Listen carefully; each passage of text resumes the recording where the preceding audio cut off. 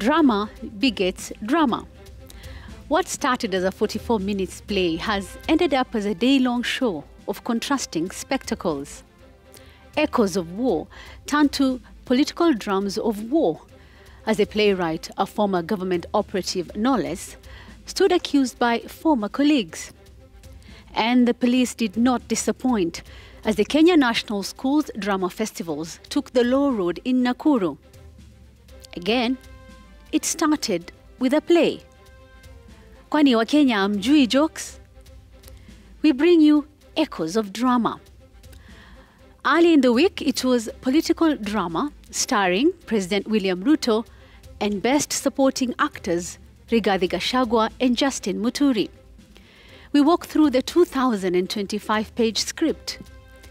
In some sense, does Chapter 6 of the Constitution of Kenya make sense anymore? Bonyo picks a bone with the county of Nyamira and all its county assemblies. Kaikai's Kika wonders where all the adults were when 15-year-olds took over Nakuru. And on my memo tonight, the magic of saving what you don't have, as prescribed by Alfred Mutua. The gang is here. You are very aware that the students were allowed to perform at 8 o'clock.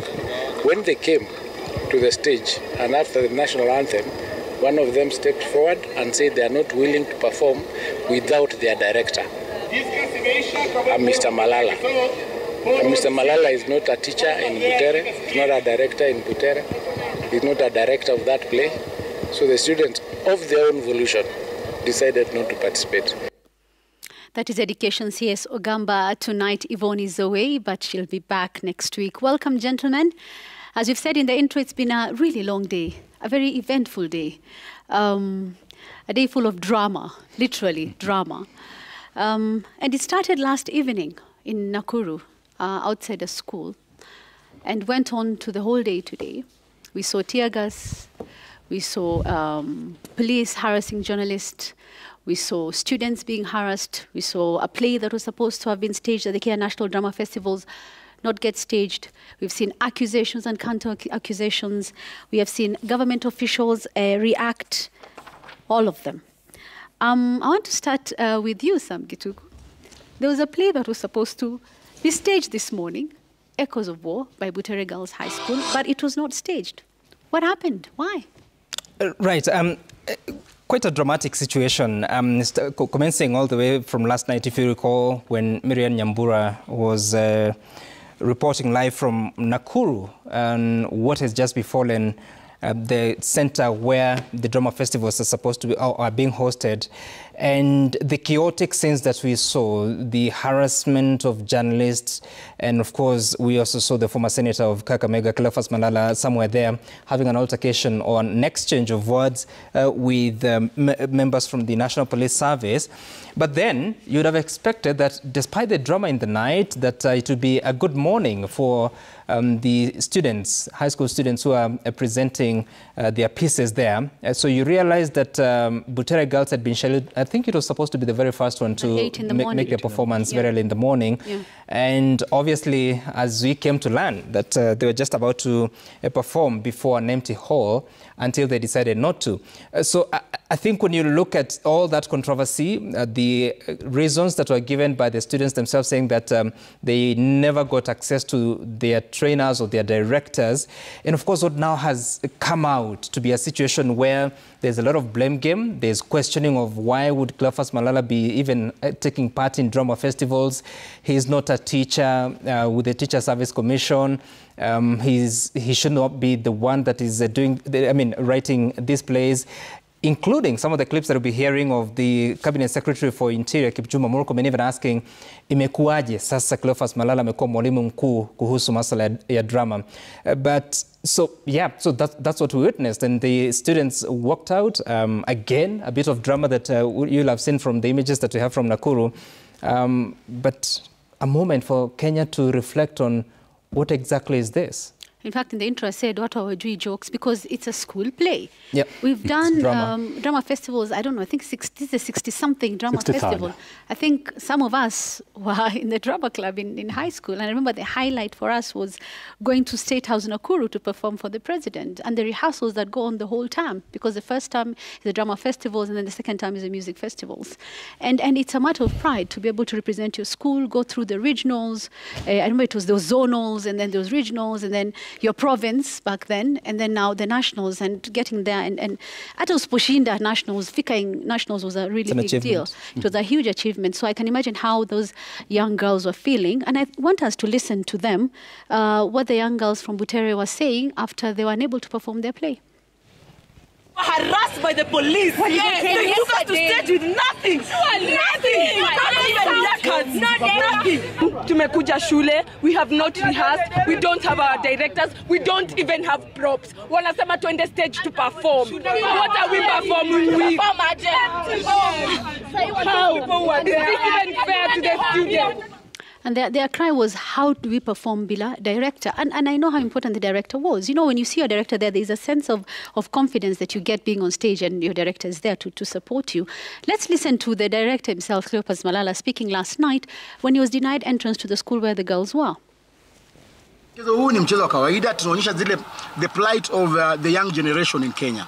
Tunaona kwamba young generation kuna matako ambayo wanataka ifanyike Kenya. Wanataka good governance, hawataki mambo ya corruption, wanataka healthcare mzuri, na wanapigana na wale elderly generation. Wanasema kwamba hawataki kwamba haki zao zinyanyaswe kila wakati. Wanapigana na the leaders, wanapigana na religious leaders, wanapigana na wazazi wao. Wanapigana religious leaders, wanapigana wazazi wao. We'll go into the essence of what the play was about, Echoes of War, and what the issues were that may have caused what we saw. But Linus, you just heard what Cleophas Malala was saying, and we talked about how maybe this whole hullabaloo is because of who he is, a former politician who was in Kenya Kwanza not so long ago, but who has now fallen out with the powers that be. It is actually both, and I'm just wondering whether the Secretary General of UDA, Cleophas Malala, would have cleared this play by playwright Cleophas Malala. And this play, and just as is explained, and you've seen what is said there, I'm also reading the synopsis. It says the play is a hyperbole attempt to illustrate the widening gap between two generations, the old and the young. The artistic context is set in the Royal Velvet Emirates, a fictitious kingdom in the Middle East. In this kingdom, the old have quickly lost trust of the younger generation. The young are agitated by the inflexible strictness of the old. The balance is an inevitable compromise. There is absolutely no doubt that this play is about the current situation in Kenya. So it really cuts close. And remember, drama is also the other reality. Just like what we do here in news and current affairs, where you show what is really happening in society. Yeah. Here they act, but they act and sometimes they cut close. It's about what is actually happening at that point in time. And without a doubt, this was supposed to end this way, cause a lot of friction. You've seen the reaction from the CS of Education, and he quickly talks about who Malala is. Yeah. And I think we can listen to the CS Interior as well. Yeah. All of them are talking about who Malala is first before anything else. Let's listen to CS Murkomen. Jukumu kama wazazi na kama serikali kuhakikisha masomo yenye yanafanyika shuleni sio ile yenye inaleta watoto wetu katikati ya wanasiasa. Kufika kwamba imefika mahali ambapo jiulize kama Mkenya, inawezekanaje kwamba mwanaharakati wa siasa ndio sasa ni mwalimu mkuu mwenye anaandikia wanafunzi mambo ambayo yanasema na anatumia wanafunzi kusema mambo ya kisiasa. Na ingebidi sisi wanasiasa, wale wote ambao wanafanya siasa, tunawaomba muachie walimu wafanye kazi yao. Tuwache kutumia watoto wetu kufanya siasa. You know, that's CS for Interior, Kipchumba Murkomen. And many, many years ago, speaking about the same playwright, there was a time that Cleophas Malala wrote a play called Shackles of Doom, and it caused similar controversy. It was about another imaginary place. Actually, it was about Turkana and discovery of oil. And when it caused a lot of controversy, Murkomen, who was then a colleague, actually tweeted at the time and said that there is no greater publicity that the play would have gotten than the controversy that it had generated. So you can see also, as usual, this is really typical Kenyan, where you, first of all, who is involved. And it doesn't help matters that Cleophas Malala is actually very, very recent in his activities in government. Between Shackles of Doom and Echoes of War, he has been into two major assignments. One was as senator, and then the second one was as Secretary General of the UDA, and of course, the controversial removal. So there's also a point in his colleagues seeing this as a fight back. You know, he's getting back and he's firing properly using art, which he has used before. And talking about a former colleague, I remember there was a time he even came here for an interview and he had a government vehicle with a flag. And he had, I think, 3 other vehicles that were escorting him and security. That was, I think, a year or so ago, and things have changed so quickly. But as you talk about Cleophas Malala, one of his plays actually has won at the Nationals. He has done this for a long time. And what he writes about, of course, what we see in the current picture, but in Swahili we say sanaa ni kioo cha jamii. It's actually a reflection of what things are. Ni kama news. Kama news. Hiyo ndio inafanyika na tunaweka kwa taarifa. But Bonyo, Lina started talking about the reactions which came from CS Interior, PS Interior, CS Education, PS Education. In Parliament, the issue was discussed. Online, I think it's the most trending topic. Would it have been so bad if you had just let the play go on, wanafunzi wafanye play yao iishe, whether they win or not, and we move on swiftly? Did we have to make such a big deal about this? Thank you.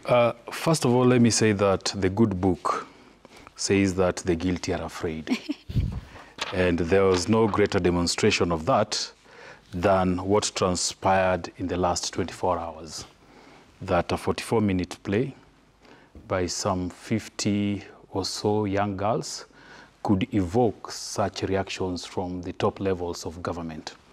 But let me also say that I celebrate those young girls, the 50 of them, by presenting themselves to that stage this morning, despite any rehearsals, any props that they needed, and going there and singing the Kenyan national anthem. How powerful. Unknown to some of these people in government or this administration, there's a line in our national government that says, Kenya inastahili heshima. And unknown to them, that is exactly what those young girls did. Reminded them that Kenya deserves some level of respect. And by virtue of just singing that national anthem alone, it was a solid performance. They sent out a message so strong that top levels of government had to respond. You recall that as soon as this incident happened, the entire population of school children that were there became riotous, and they were singing what has become a traditional song around the country, saying this is not right and people should go. So the reactions that we see from government, just like Lina said, is not necessarily to these young girls, but to Cleophas Malala. This evening I've spoken to somebody who was in a hall where these presentations were going on, and he confirmed to me that that is not the only play associated with Malala at this year's contest. He says there were about 6 others by this same person, but had different people's names on it. I think it is also important to say that there were other plays that were exhibited between yesterday and today that are being said to have been more lethal. Yeah. Because people who have been observing this performance says that the overriding theme has been greed by government officials and bad governance. So either way, there's a message that is being put across by the children who are making performances in Nakuru. Probably why they picked on this, the name Cleophas Malala. But otherwise, if you watch some of those plays, if you listen to some of those choral verses that are being performed, they're sending a message. Yeah. They're saying things are not right, there's bad governance, there's greed, and therefore these things must be addressed, just like you say. Yeah. Sanaa ni kioo cha jamii. No. So it's a reflection of what we are. So there is a message therein. So the Butere Girls drama was only drama because of its association, prominent association with Cleophas Malala.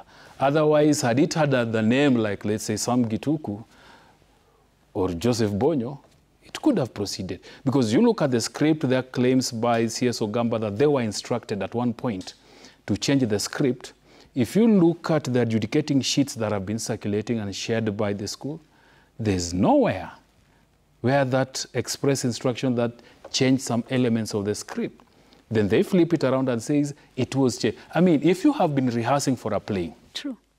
the entire term, and you went to the county levels, inter-county, regionals, and all that, at what point do you want to change this script and rehearse for it? So I think, plain and simple, Cleophas Malala is the problem, not the play by Butere Girls. As Cleophas Malala is the problem, let's listen to PS Education, the new PS for Education, Bitok, on Malala writing the play.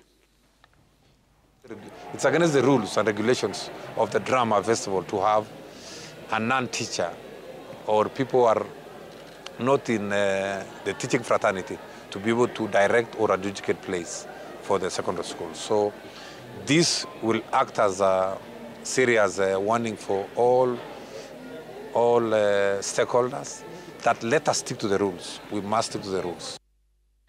So two issues have been raised almost consistently by all these reactions. Number one is what Jay Bonyo has just talked about, that there were changes in the script between when the play was first put out, and I think the second or the third time that it was put out, that there were changes in the script, that things got worse, that the school decided to withdraw. And the other issue that they're talking about is these regulations, that a non-teacher cannot be involved in a play like this. I remember when we were doing plays in school, our drama teacher was just there to supervise. There was always someone who was coming from outside with a script, and they'd be the one who'd be the director, who'd show you what to do, because they're the ones who wrote it, they're the script writers, they understand. Even with the dances, the traditional dances, we used to have someone come from India to actually teach you the dance. There were some dances which were in different languages. You had to be taught how to pronounce them. And it worked back then, and because it worked, I think it has continued to be used. Your drama teacher does not necessarily have to be a great scriptwriter and a great director or producer or a great traditional dancer or a great choral verse writer or director. They are there to supervise and make sure that things are done the way they are supposed to.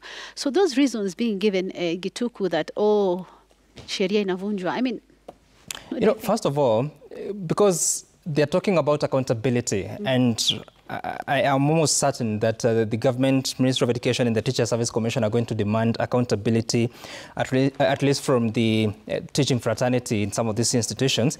Can they come out clean and tell us how many drama teachers has the Teacher Service Commission posted to secondary schools? Apologies for that.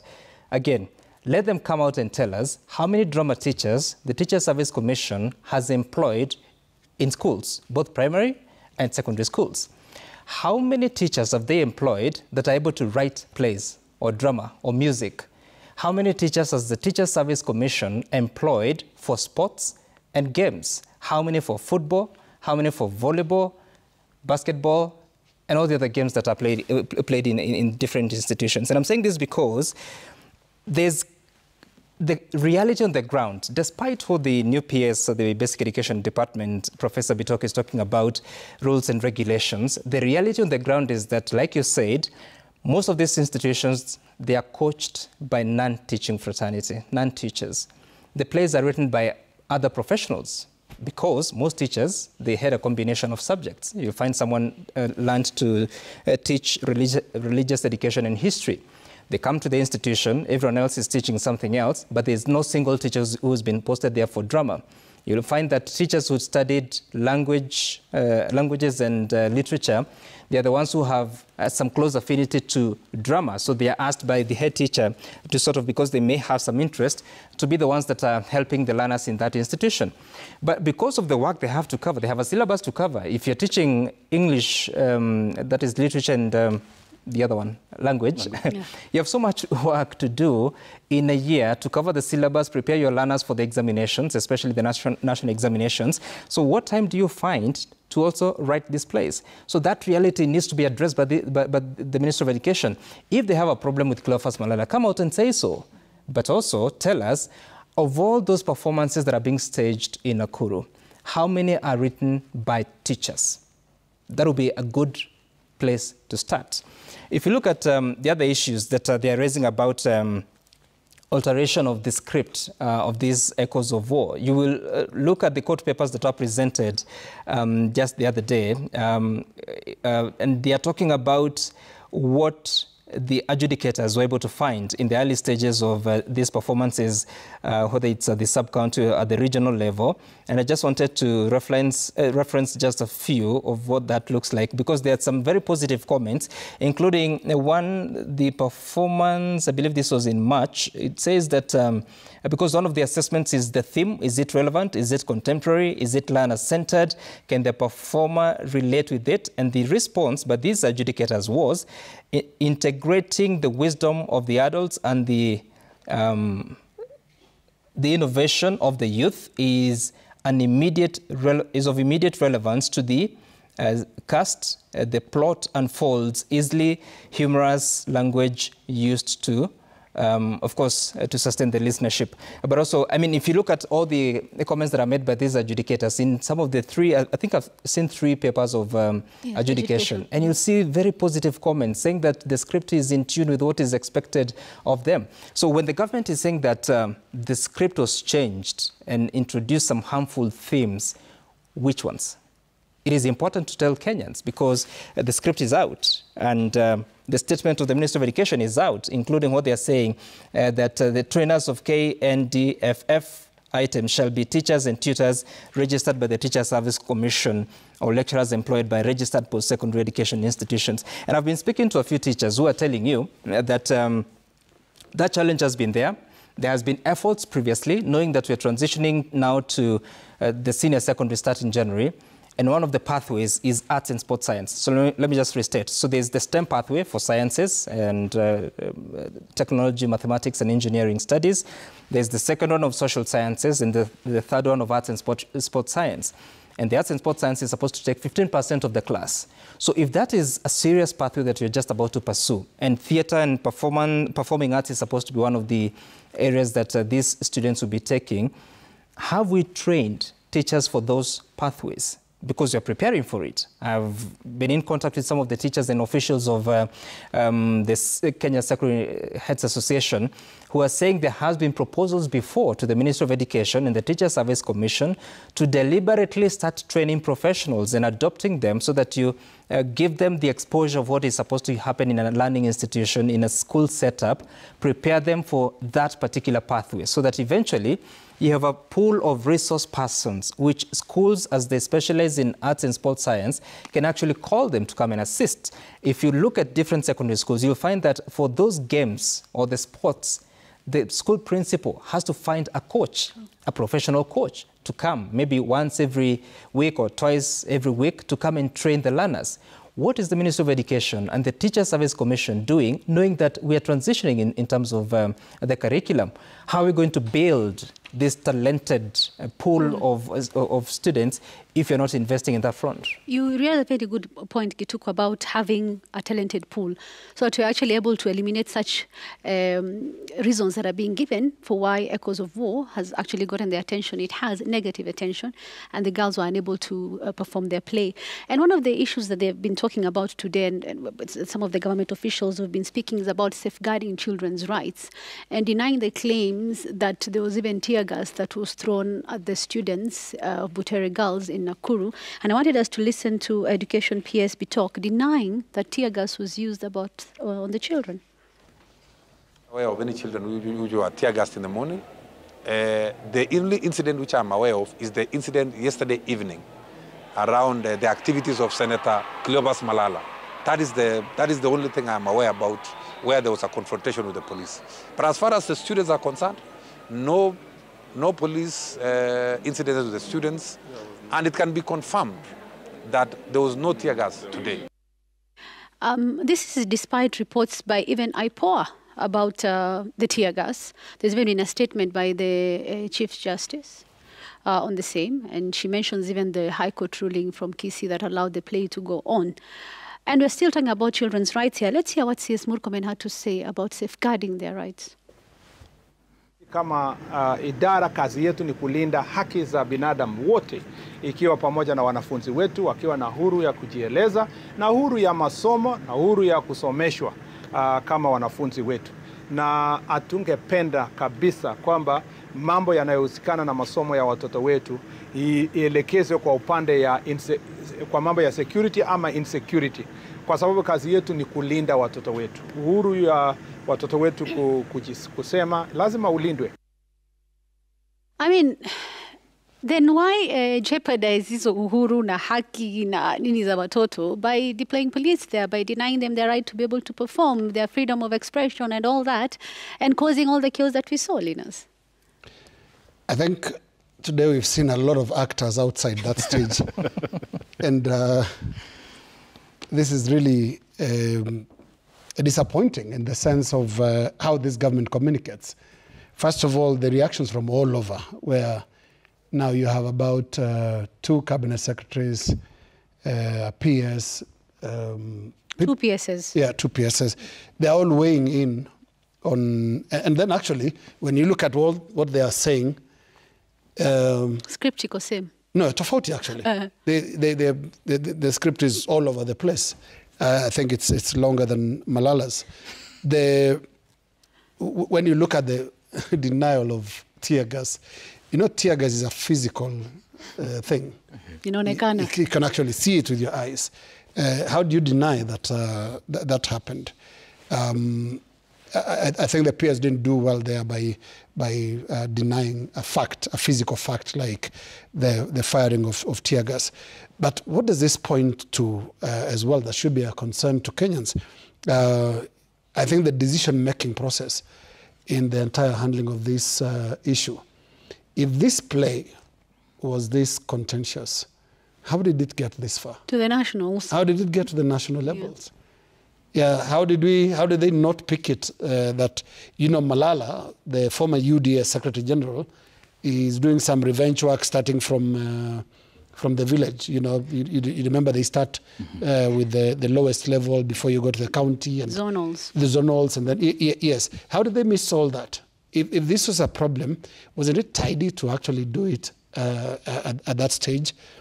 And then you look at the decisions around what was happening last night and this morning, you can still see, you can definitely tell that there are very many centers of command. We've just seen our colleagues in the Nation Media Group reporting that the police officers that were involved in the dispersing of the journalists yesterday and even today came from Nairobi. And Kiambu. And Kiambu. They traveled from here purposely to do that. On whose orders are they acting? What happened to the local police service?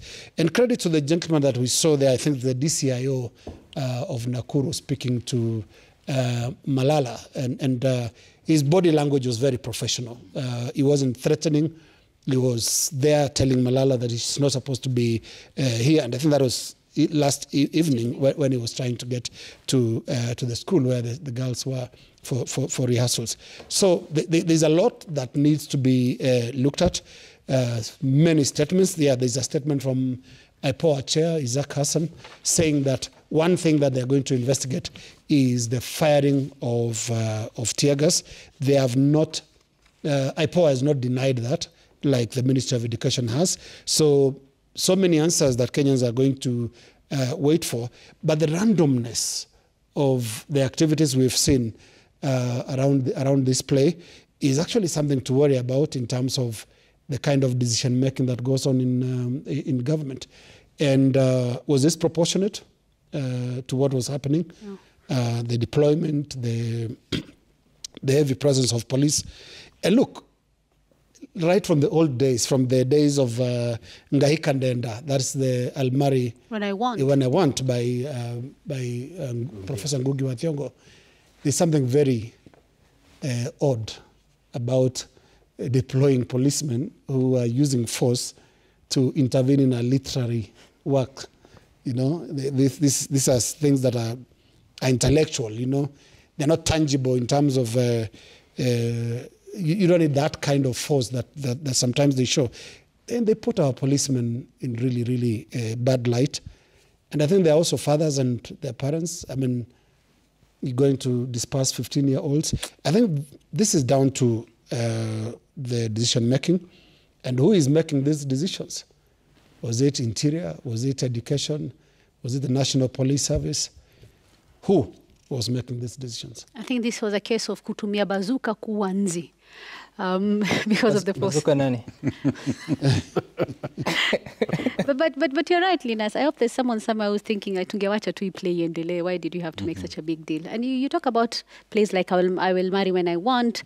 There's the trial of Dedan Kimathi, which also had issues. There's Kifo Kisimani, which has such themes about leadership and what's happening at that particular time. There's Shamba la Wanyama. Remember that? Animal Farm, George Orwell's. We talks about critiquing leadership. There's Makwekwe by John C.B. Okumu.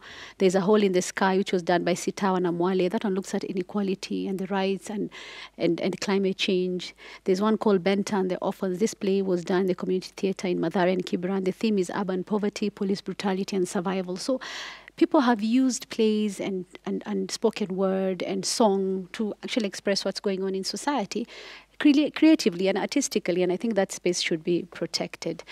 You're watching News Gang. We are taking a short commercial break. When we come back, we want to look at the genesis of this all. So how did it start?